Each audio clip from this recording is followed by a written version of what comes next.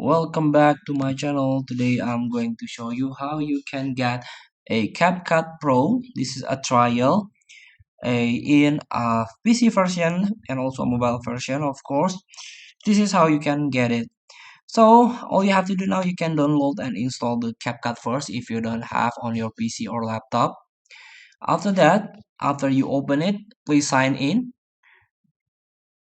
Then you can try to search the ads here, a corner of the CapCut app.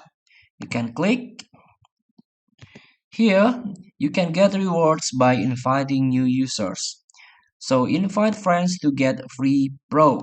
For each friend that install and launches CapCut Desktop, from your invite links you will both get a 7-day free Pro. So you can enjoy Pro benefit on both CapCut mobile and desktop version. You can get up to 70 days free Pro by inviting 10 friends. So for each friends, one friends, 7 days, and no credit card required, no auto renewal. So all you have to do is just copy this invite link and share it into your friend.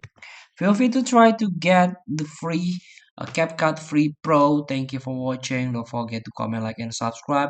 And also click the button below. See you in the next video.